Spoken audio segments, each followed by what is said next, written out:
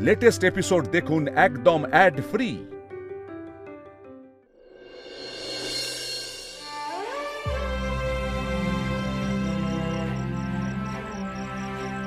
উর্মি, তুমি তো জানোই আমার জীবনে একটা সময় ছিল যখন আমার মনের অবস্থা বোঝার মতো কেউ ছিল না। এমনকি আমার খুব কাছের বন্ধুরাও আমার থেকে মুখ ফিরিয়ে নিয়েছিল। সবাই আমাকে উপেক্ষা করে গেছিল। কেউ আমাকে ভরসা করেনি, কেউ পাশে থাকেনি। তার কারণ কি জানো? কারণটা হলো আমি একজন ট্যাক্সি চালক। আমি ট্যাক্সি চালাই। আর সেদিন আমি বুঝেছিলাম আসলে আমার বন্ধু বলে এই পৃথিবীতে কেউ নেই। একমাত্র আমার বন্ধু যদি কেউ থেকে থাকে, বাহনদেব হচ্ছে আমার সবচেয়ে কাছের মানুষ, আমার প্রিয় বন্ধু। আর ওই বাহনদেব কি শুধু আমার রোজগারের উপায়? আমি কি শুধুমাত্র ওর ওপর ভরসা করে যে সংসার চালাবো বলে? তা তো নয়। ও আমার জীবনের অনেক সুখ, দুঃখ, যন্ত্রণা, এই সব কিছুর সাক্ষী। মনে আছে টুকাই বাবু, সেদিন যখন ছোট দাদু অসুস্থ হয়ে পড়েছিল, তখন এই বাহনদেব ছিল বলেই কিন্তু ছোট দাদুকে হসপিটালে নিয়ে যেতে পেরেছিলাম, বাঁচাতে পেরেছিলাম।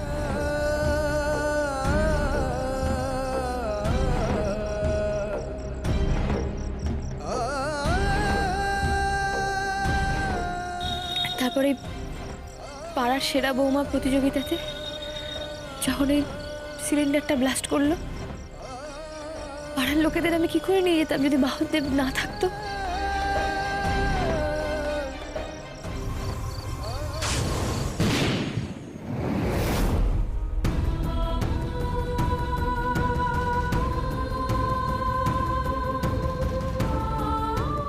আমাদের দার্জিলিং যাওয়ার দিন যখন সমর কাকা আমাদের উপর লোক দিয়ে অ্যাটাক করিয়েছিল, তখন তো বাহনদেব ছিল বলেই আমি তোমাকে হাসপাতালে নিয়ে যেতে পেরেছিলাম টুকাই বাবু।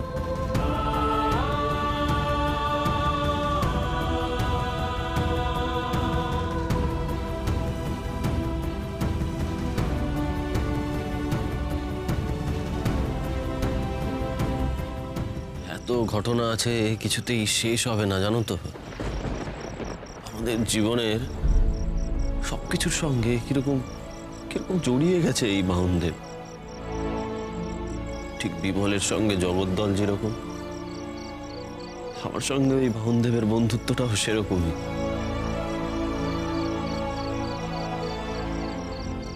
টুকাই বাবু, আমাদের যখন প্রথম দেখা হয়েছিল, সেদিন যখন আমাকে গুন্ডারা তাড়া করেছিল, বাহনদেবী তো ছিল যে আমায় বাঁচাতে তোমাকে সাহায্য করেছিল। বাহনদেবে করেই তো তুমি গুন্ডাদেরকে জব্দ করেছিলে, মনে আছে?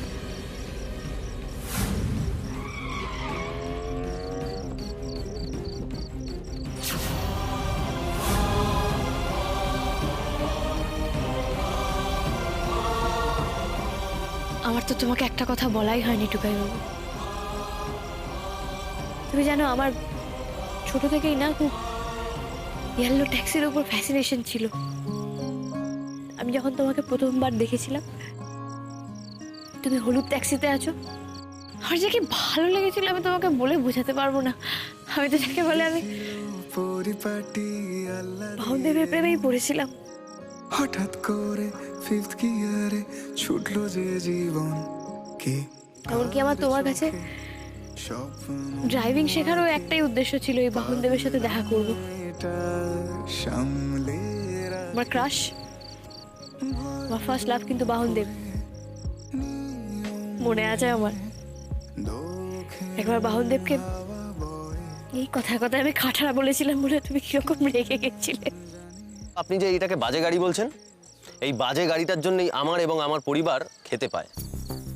আমার বিপদের দিনে যখন আমার পাশ থেকে সবাই চলে গিয়েছিল, তখন শুধুমাত্র ওই আমার সঙ্গে ছিল। মনে আবার থাকবে না? তারপরের দিন তুমি তোমার নিজের ভুল বুঝতে পেরে আবার নিজের হাতেই সাজিয়ে দিয়েছিলে আমার ওই বাহনদেবকে।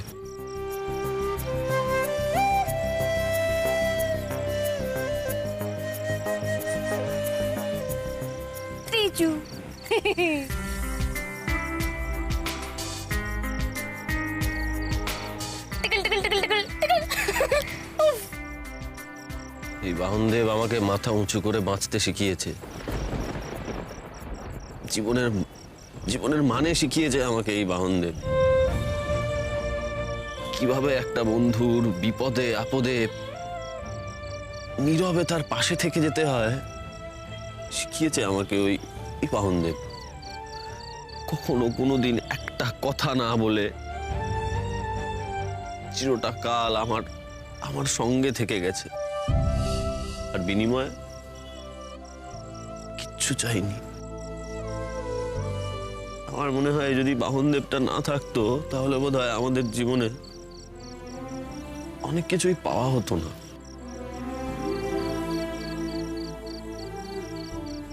রাতের কলকাতা দেখা, শহরের শিরায় উপশিরায় ঘুরে বেড়ানো, তোমার সঙ্গে কাটানো কত কত মুহূর্তের নীরব সাক্ষী এই বাহনদেব, আমার একমাত্র বন্ধু বাহনদেব সরকার।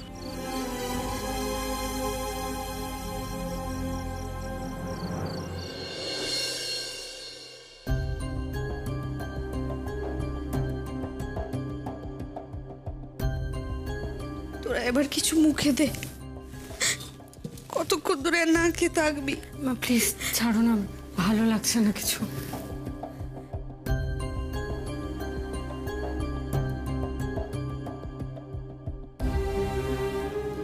বাপ্পা, ওরা কোথায় গো? ওরা দুজন বাহনদেবের কাছেই আছে, আজ আর আসবে না, সারা রাত বাহনদেবের সঙ্গেই থাকবে। জানি তো, পিছি পিছি তোমায় পাঠালাম, ওদের আনা যায় কখনো? ওদের তো সব কিছু ছিল ওই বাহনদেব, ওদের আশা, স্বপ্ন, ওদের বন্ধু, এমনকি ওদের দুজনের ভালোবাসা পর্যন্ত ওই বাহনদেবকে ঘিরে। আজ সেই বাহনদেব আমাদের সবাইকে ছেড়ে চিরকালের মতো চলে গেল। একদিন আমি বাহনদেবকে বিক্রি করে দিতে চেয়েছিলাম, যে অন্যায়ের শাস্তি আজ পাচ্ছি। বাহনদেব সারা জীবন বন্ধুর মতো আমাদের পাশে থেকেছে, আমাদের সবার পাশে থেকেছে মা বগলার দয়া। ওটা এই পরিবারেরই একজন, ওটা শুধু একটা গাড়ি নয়, ওই সরকার বাড়ির ছেলে বাহনদেব সরকার। ওই বাহনদেবকে নিয়ে আমিও তো অনেক মাথা গরম করেছি, নিজে হাতে করে ওই ট্যাক্সিটাকে দিয়ে এসেছিলাম সামান্য কটা টাকার জন্য। আজ ওই ছেলে মেয়ে দুটোর কষ্ট দেখলে বোঝা যায় কত ভালোবাসা জড়িয়েছিল ওই চার চাকার সঙ্গে।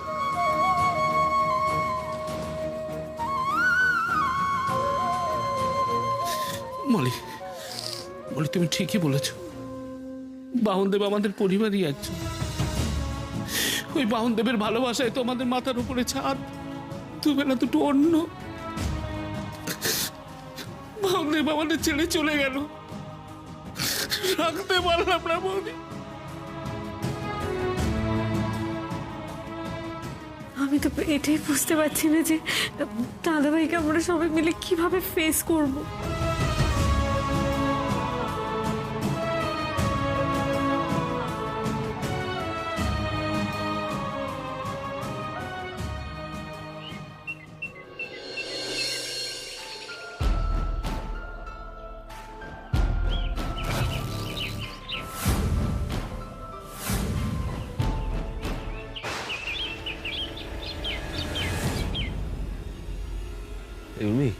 রুমি, আমাদের বাহনদেব না মনে হচ্ছে, দেখো ঠিক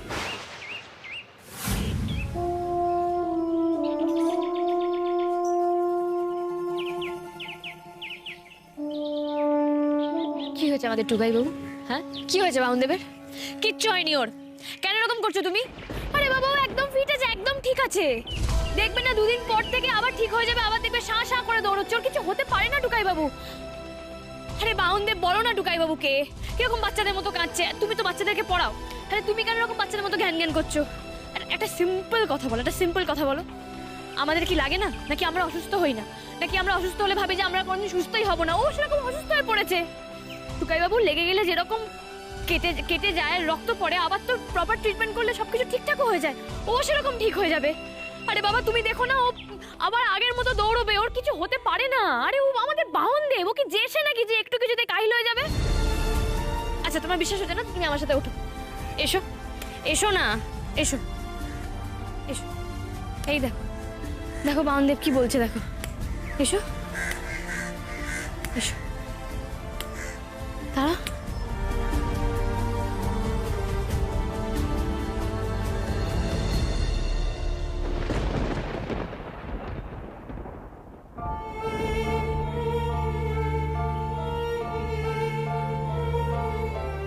দেখেছো টুকাই বাবু?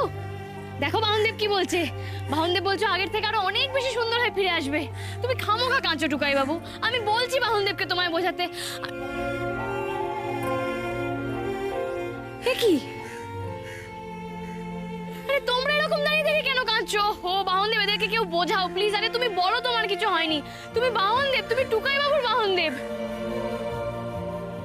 আমি জানি উর্মি, তুমি নিজের মনকে শক্ত করে আমাদের সবাইকে ভালো রাখার চেষ্টা করছো আসলে, কিন্তু তা মনে হয় আর সম্ভব নয়। বাহনদেব মনে হচ্ছে আর ফিরবে না কোনোদিন, চলেই গেল আমাদের ছেড়ে।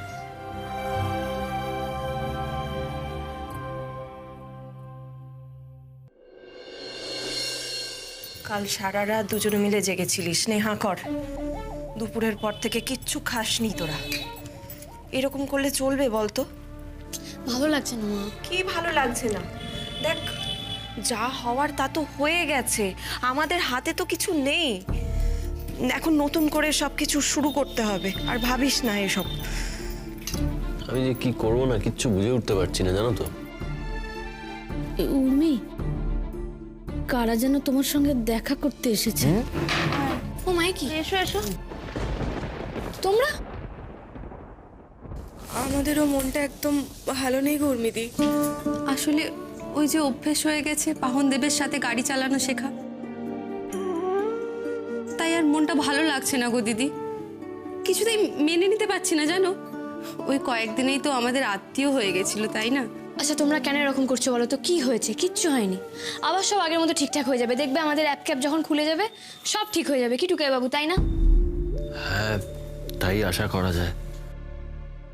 আচ্ছা, তুমি আগের দিনও বলেছিলে আর আজও বললে, এই অ্যাপ ক্যাপটা কি গো? আমিও না ঠিক জানি না গো দিদি, আমাদের একটু বুঝিয়ে দেবে? এই তো মাস্টারমশাই এখানেই দাঁড়িয়ে আছে। মাস্টারমশাই তোদের বুঝিয়ে দিন তো। শুধু ওরা কেন, আমিও বুঝতে চাই ভালো করে। দেখো, আমরা ট্যাক্সি নিয়ে ট্যাক্সি স্ট্যান্ডে কেন যাই? প্যাসেঞ্জারের জন্য। কিন্তু ওখানে গিয়ে আমাদের অনেকক্ষণ অপেক্ষা করতে হয় প্যাসেঞ্জারের জন্য, এবং তারপরেও যদি আমরা প্যাসেঞ্জার পেয়েও যাই, তখন আমরা কি করি? প্যাসেঞ্জারকে নিয়ে তার ডেস্টিনেশনে পৌঁছে দিই। এবার ডেস্টিনেশনে পৌঁছানোর পর সেখানে গিয়েও আমাদের অপেক্ষা করতে হয় পরের প্যাসেঞ্জার পাওয়ার জন্য। যদি পেয়ে যাই ভালো, তা না হলে আবারও সেই অপেক্ষা। তারপর যদি ধরো রাত হয়ে গেল, যখন আমরা গাড়িটা গ্যারেজ করব, তখন সেই বাড়ি আসার পথে আমরা সবসময় চেষ্টা করি বাড়ি আসার সময় ওই রুটের কোনো প্যাসেঞ্জারকে পেতে। বাধ্য হয়ে যদি আমরা না পাই, তখন অন্যান্য প্যাসেঞ্জারদের আমাদের না বলতে হয়, ইচ্ছে না থাকার সত্ত্বেও। কি তাই তো? হ্যাঁ হ্যাঁ, এবার ধরা যাক এই কোনো অ্যাপ, মানে কোনো সফটওয়্যার অ্যাপ্লিকেশনের মাধ্যমে যদি আমাদের কাছে বুকিংটা আসে, তাহলে কি হবে? এই বিজনেসটা অনেক বেশি সিকিউরড হবে।